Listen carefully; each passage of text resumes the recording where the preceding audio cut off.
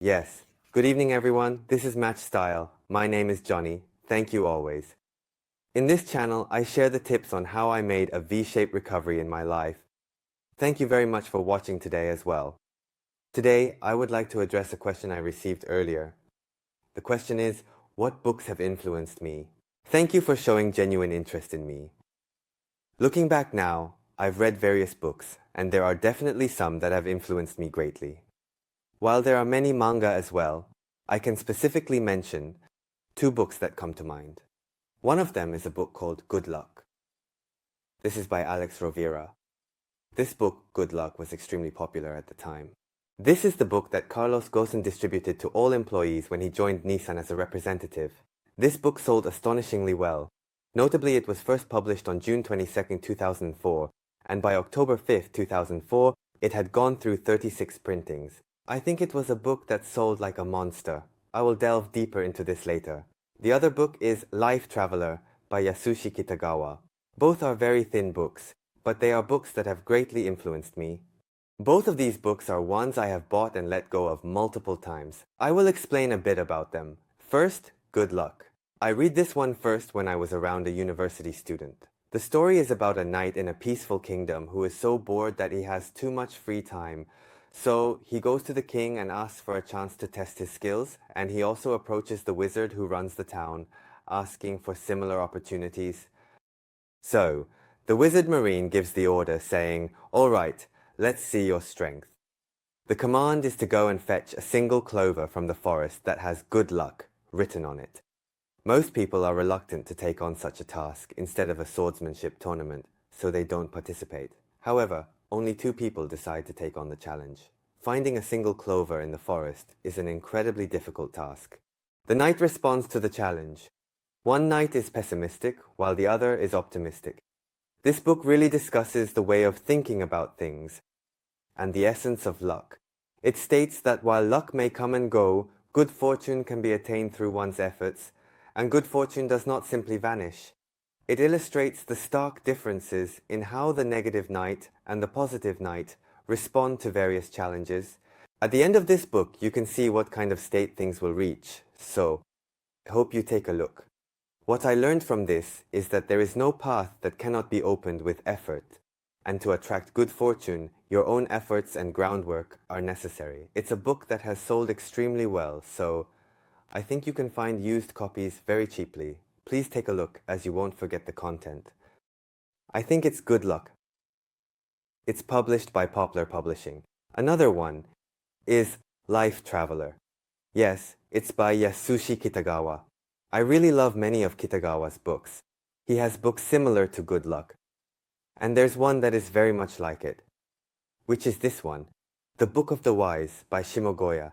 This book is also extremely interesting and progresses like Good Luck, but it contains... The elements to learn are quite broad, so if you found Good Luck interesting, I hope you will also read The Book of the Wise. It's from 2014, so it's been 10 years, and it has Yasushi Kitagawa's signature. Thank you, I've kept this without forgetting it. In my opinion, Yasushi Kitagawa's best work is Life Traveler. So, what kind of book is Life Traveler? It's about 2 college students. It's a story about going on an overseas trip. The story is about 2 college students, Tomoya and Natsuki, who are preparing for their trip. Tomoya is a bit naive, while Natsuki seems to have a better understanding of the true nature of the world. They prepare for their 10-day overseas trip by packing things like 10 t-shirts.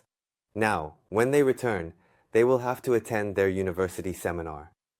Since there is a presentation, they are packing materials for their graduation thesis, filling their bags with books, and bringing a toothbrush, preparing like that. Then Natsuki comes in and gives advice. He questions whether Tomoya really needs 10 t-shirts. Tomoya responds that since it's for 10 days, he needs 10 t-shirts. Natsuki counters, asking if he has worn 7,000 t-shirts, since his current age multiplied by 365 is about 7,000. He implies that Tomoya hasn't worn that many t-shirts in reality. You can do laundry, and what you can do here can also be done there. By over-preparing, you are diminishing the value of the experiences you can have there. You are reducing the amount of experiences you can gain by yourself. Forgetting your toothbrush means you'll have to buy one there, which can be a stressful experience due to the language barrier. However, by doing that, you become someone who can buy a toothbrush abroad. That's how humans grow. From zero, have you ever done one? The joy of being human is turning zeros into ones.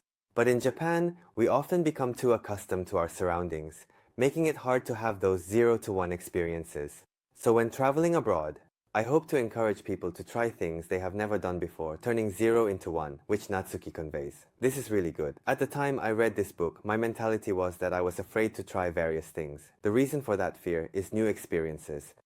It can be stressful, and if you fail, you might feel embarrassed, feel pathetic, or even be ridiculed. You might end up disliking yourself after a failure. While thinking about these things, the concept of turning 0 into 1 comes into play. By coming to terms with this idea, I realized that I want to travel abroad again, and that the most significant entertainment in life is the growth we experience through various events. Life is truly like entertainment. It allows us to do things we couldn't do before. We tend to forget how interesting it is to evolve and grow. The reason is that when you're in Japan, you can live without much struggle, even if you don't take on challenges. For example, even if you work at a company, you can come home, play games, or read manga, and live your daily life without much stress. But deep down, you know that it's better to meet more people, right? You know that you could meet a lot more people, don't you? But what we dislike is the transition from 0 to 1. I think everyone is afraid of that 0 to 1 challenge, which is why they don't take on new challenges. However, this book suggests that through experiences like traveling abroad, we should turn many zeros into ones. And that really resonated with me at the time. It struck me deeply. Moreover, in the latter half of the book, there are some side stories that present truly mysterious tales, discussing the exchange of talents. This book is incredibly profound.